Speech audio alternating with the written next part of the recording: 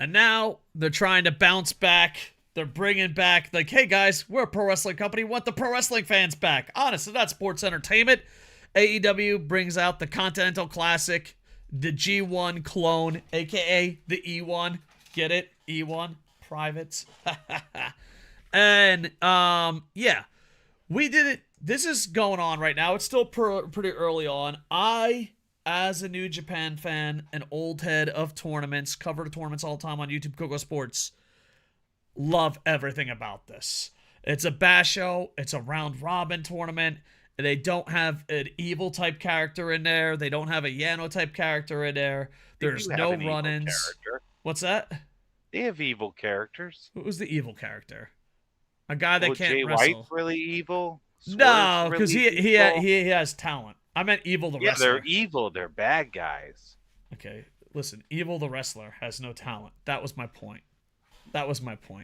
But yeah, overall, I'm super pumped up for this because a lot of people are like, oh, they're stealing from New Japan. No, they're not. They're stealing from New Japan when New Japan was on top of their fucking game. That's what they're stealing from.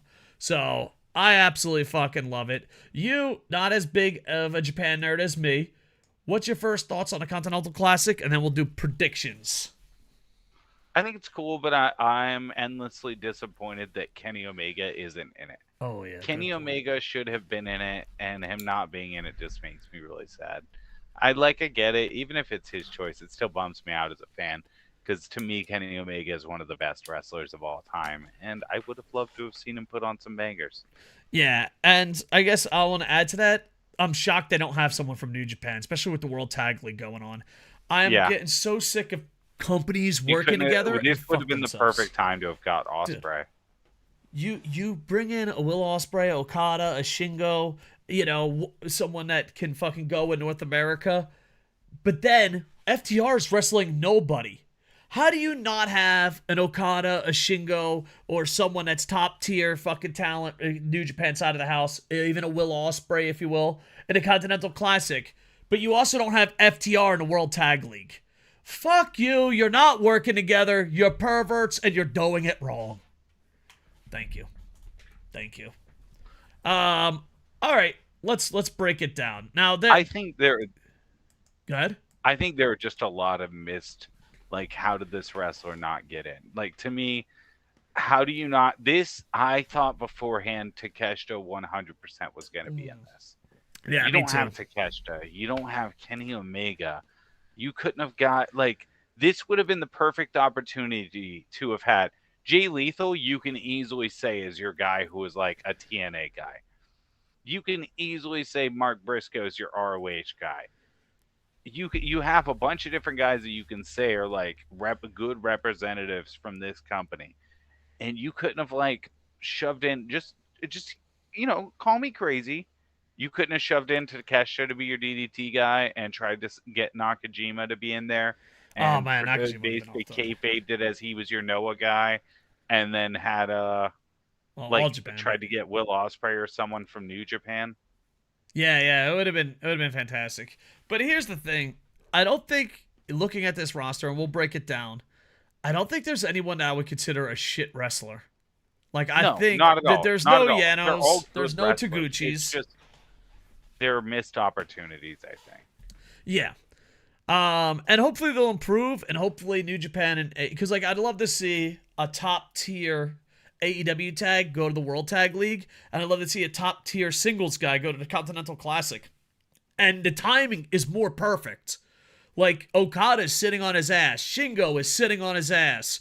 Naito, well, we can't send Naito to America. They won't allow that much duct tape to go through customs. But you have these great athletes sitting on their ass, and who does FTR going against? FTR's I'm going against 2 high school cheerleaders. It's dude, what the fuck is going on? Work together or don't work together.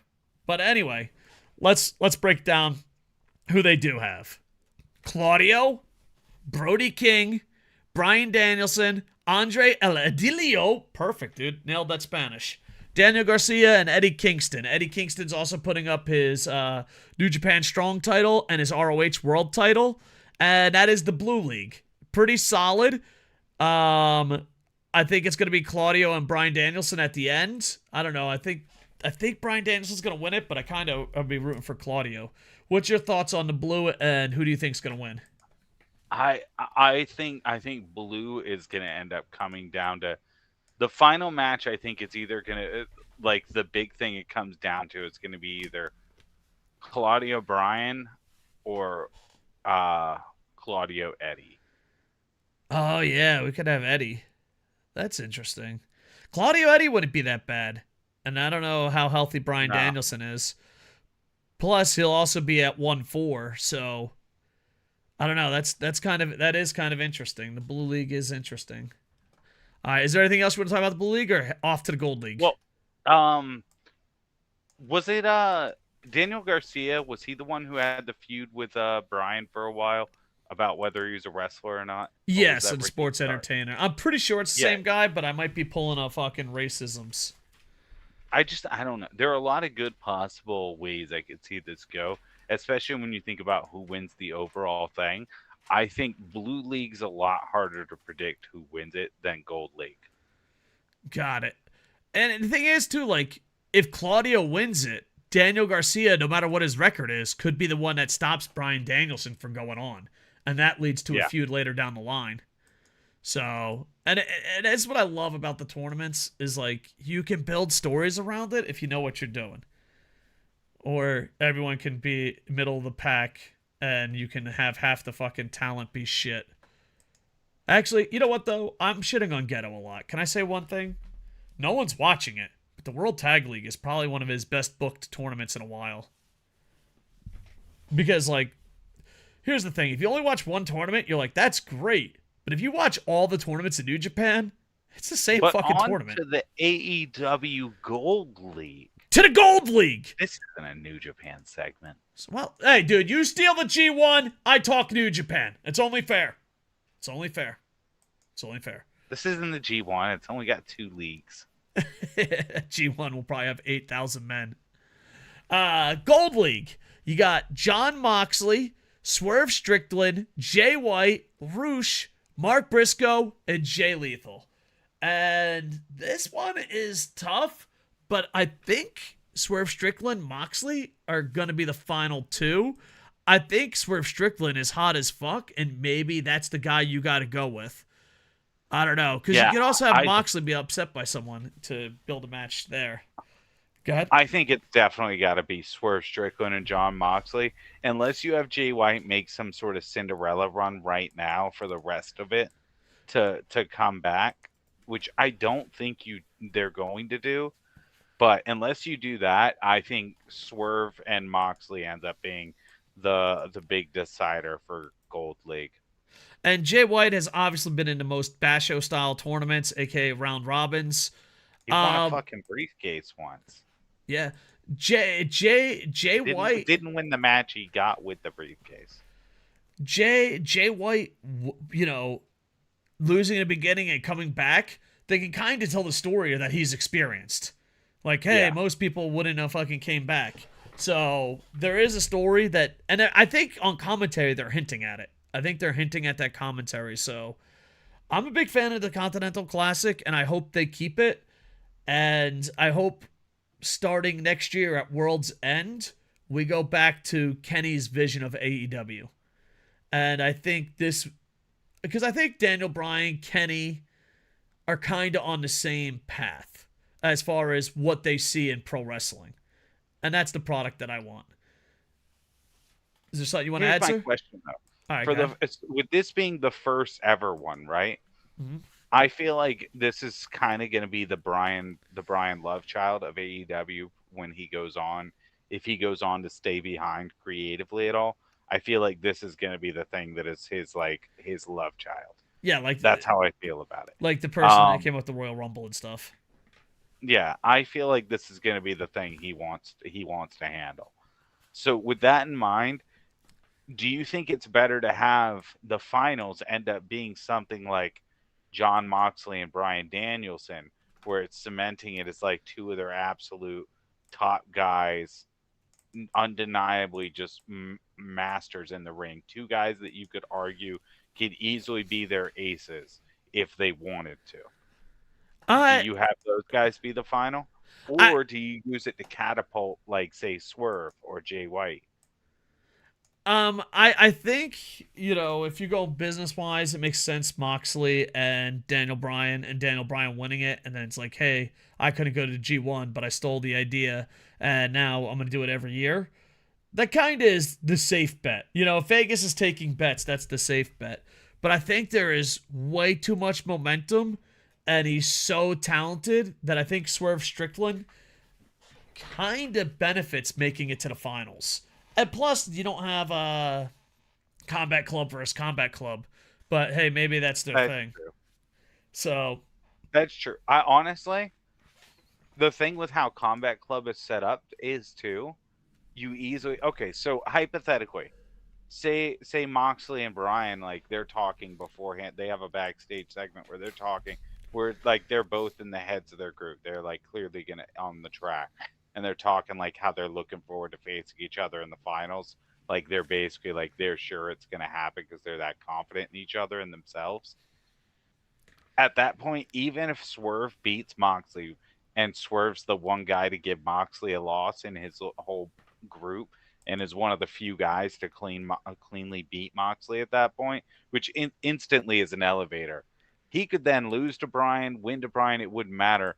Afterwards, Bryan and Moxley could easily have a good feud, for just a competitive feud, just on the we're Blackpool Combat and we just want to compete just to see who's better right now. yeah, definitely. It would definitely be interesting. My dream matchup, like booking aside, just in ring wise, would be Swerve Strickland and Claudio. What's your dream matchup? Like, not overthinking it, For but the you just finals. yeah. Oh man, that's tough.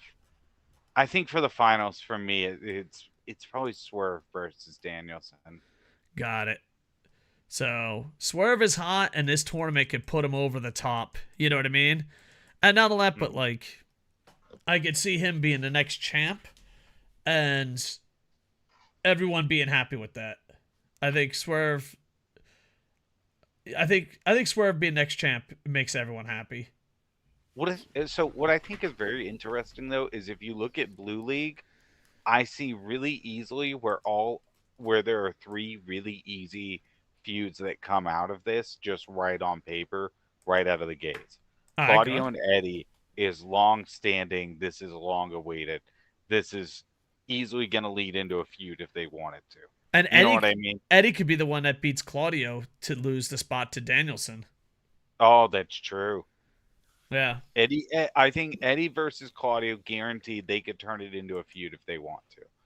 I think Danielson versus Garcia continuing into a feud further now that Danielson is that they've moved more as their characters after this. I think that is guaranteed. You could make that into another short feud for Danielson in his retirement run. With how much he's already invested in Daniel Garcia, I think he likes him enough that he'd want to anyways. So Yeah. I could see that being a thing. And I think Andrade Brody is an easy one just because of their factions alignments. I think that's an easy setup to continue another feud again with House of Black and Andrade. Yeah. So a lot of great stuff coming out of Content Classic. I think it's been a big win. And I feel like a lot of people, if you like pro wrestling, you love it. If you like sports entertainment, you're like, what? But I thought the last Dynamite they put in sports entertainment sprinkled in kind of perfectly. I thought last Dynamite was pretty good. It was like, all right, here's some fucking entertainment for you jerks. Back to the sports. All right, speaking of jerks,